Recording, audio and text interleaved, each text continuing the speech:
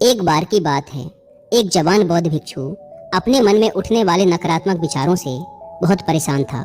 ना चाहते हुए भी उसके मन में तरह तरह के गलत विचार आते रहते। उसका स्वभाव भी काफी चिड़चिड़ा हो गया था। वह बात बात पर गुस्सा हो जाता, दूसरों के प्रति जलन और नफरत की भावना रखता, लोगों की बुराई करता और अपने मन में तरह तरह की नकारात्मक कल्पनाएं करता। वह अपनी इन सब बुरी आदतों से बहुत परेशान हो चुका था। उसने बहुत से तरीके आजमाए, बहुत प्रयास किया अपने अंदर के इन बुरे विचारों को खत्म करने का, लेकिन कोई भी तरीका काम नहीं कर रहा था। अंततः एक दिन परेशान होकर उसने अपने गुरु के पास जाने का निर्णय किया। गुरु एक बहुत ही बुद्धिमान और आत्मज्ञानी व्यक्ति थे। जवान भिक्षु ने गुरु से पूछा, गुरुदेव, मैं अपने मन से इन नकारात्मक विचारों को कैसे खत्म कर सकता हूँ? गुरु ने उत्तर देते हुए कहा, नकारात्मक विचार बादलों की तरह होते हैं, जो कि साफ आसमान को धुंधला बना देते हैं। अगर तुम्हें साफ आसमान देखना है तो पहले इन बादलों को हटाना पड़ेगा। ठीक इसी प्रकार अगर तुम अपने दिमाग से नकारात्मक विचारों को खत्म करना चाहते हो तो सबसे पहले तुम्हें इन नकारात्मक विचारों के मूल कारणों को पहचानना और उन्हें नष्ट करना पड़ेगा।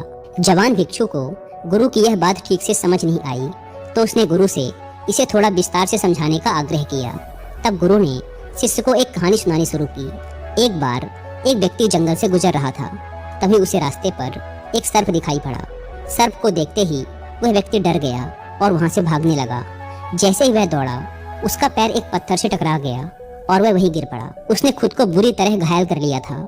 जब वह उठा और पीछे मुड़कर देखा तो पाया कि वहां कोई सर्प नहीं, बल्कि सर्प के आकार की एक लकड़ी थी जो कि रास्ते पर पड़ी हुई थी। यह देखकर उस व्यक्ति को महसूस हुआ कि उसे नुकसान पहुंचाने का कारण वह सर्प नहीं, बल्कि उसके खुद के अंदर बैठा डर और नकारात्मक विचार हैं, जिसने उसे घायल कर दिया। कहानी खत्म करते हुए गुरु ने उस जवान भिक्षु से कहा, मन के नकारात्मक विचार इस कहानी के सर्प की भांति हैं, जो तुम्हारी परेशानी का मूल कारण नहीं है, बल्कि तुम्हारी समस्या का मूल कारण तुम्हारे अंदर बैठा डर, हीन भावनाएं और अतीत के बुरे अनुभव हैं, जो कि नकारात्मक विचार, गुस्सा और द्वेष के रूप में बाहर आते हैं। इसीलिए अगर तुम्हें अपने मन से नकारात्मक विचारों को खत्म करना है तो इसके मूल कारण को पहचान कर उसे नष्ट करना होगा। अब हम इस कहानी को अपने जीवन में कैसे लागू कर सकते हैं, इसके लिए कुछ प्रैक्टिकल टिप्स हैं। पहला, माइंडफुलनेस यानी जागरूकता का अभ्यास करो। अपने विचारों और भावनाओं के प्रति जागरूक रहो। देखो कि आपके भीतर क्या चल रहा है। आप अपने आसपास की घटनाओं पर क्या प्रतिक्रिया देते हैं। साथ ही मन में उठने वाले हर नकारात्मक विचार के कारण का पता लगाने का प्रयास करो। दूसरा, अपने अतीत की बुरी यादों, बुरी घटनाओं और बुरे अनुभवों को स्वीकार करो और खुद को व दूसरों को माफ कर दो। तीसरा, आभारी रहो।